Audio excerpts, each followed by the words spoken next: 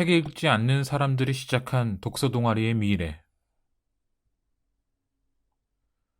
1. 우리 독서 동아리가 결성된 지도 어느 정도 시간이 흘렀다. 그 사이 어느새 북클럽 회원도 늘었는데 나를 비롯한 회원들의 자기소개서를 읽다 보니 한 가지 재미난 공통점을 발견할 수 있었다. 우리가 명색이 독서 동아리임에도 불구하고 회원 중 원래부터 책을 즐겨 읽던 사람은 많지 않았다는 것이다. 나를 비롯한 많은 회원들이 원체 평소에 책을 읽지 않다 보니 이러한 모임을 통해라도 책을 가까이에 두고 싶다고 자기소개서를 썼다. 이른바 책 읽지 않는 사람들의 독서 모임이다. 2. 독서는 최소한 우리들 사이에서는 인기가 없었다. 그리고 나는 독서가 우리에게만 인기 없었던 것은 아니라고 생각한다.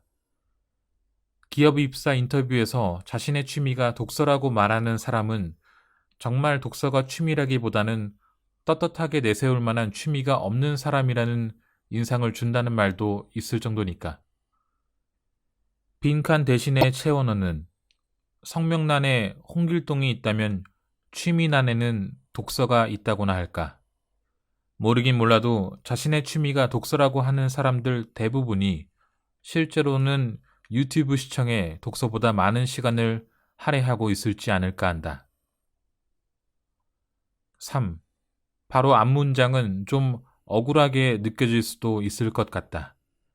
독서뿐 아니라 취미가 그 무엇이든 간에 유튜브를 시청하는 시간보다 많은 시간을 들이고 있진 않을 것 같아서. 그 정도로 뉴미디어는 우리의 삶에서 급격하게 비중을 높였다. 그런데 유튜브를 위시한 여러 뉴미디어의 약진이 역설적으로 독서에 대한 피로를 불러일으키는 것은 아닐까. 나는 독서를 원하는 별종들이 어쩌다 우연히 가까이에 있어 우리 동아리가 생겨난 줄로만 알았는데 그게 아닌 모양이다. 우리는 별종이 아니었다. 많은 사람들이 독서를 원하고 있었다. 독서를 주제로 하는 방송 프로그램이 생겨나는가 하면 독서하는 방법이나 책장과 서재를 만드는 방법에 대한 책, 심지어는 다른 책에 대해 다루거나 추천하는 책들도 종종 발간되고 있는 걸 보면 알 수 있다. 새로이 독서하려는 사람들이 우리뿐이라면 일어나지 않았을 현상이다. 4. 그런 현상 중에서도 특이할 만한 것은 기업형 독서 커뮤니티 서비스의 발생이다. 트레바리, 교보 북살롱 등의 서비스가 대표적일 수 있을 것 같다. 이들의 서비스는 지역이나 관심사 등 여러 기준에 의해 동아리를 만들어 놓고 전문 운영자를 중심으로 커뮤니티를 구성한 서비스다. 개인이 자발적으로 모여 결성한 우리 같은 동아리와는 출발점이 전혀 다르다. 구성원이 먼저 있고 동아리가 나중에 결성된 것이 후자라면 전자는 기업에서 동아리를 먼저 만들어 놓고 회원을 유치하는 형태다. 5.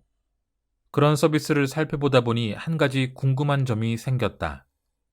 기업형 독서 커뮤니티에 가입하는 사람들은 우리들 중 대부분처럼 책과는 거리가 있던 생활을 하던 사람이었을까? 아니면 평소에도 책 읽기를 좋아하던 사람이었을까? 이런 질문을 머릿속으로 생각해보며 우리와는 다른 책 읽기를 원래 좋아하던 사람들이 모인 독서 모임을 상상해보았다. 6.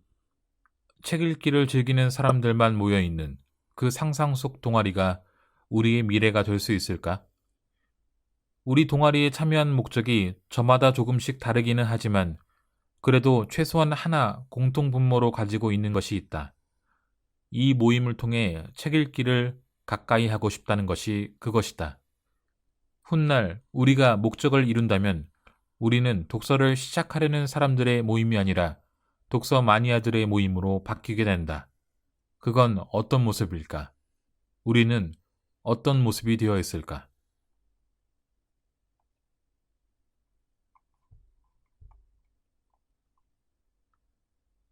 책 읽지 않는 사람들이 시작한 독서 동아리의 미래.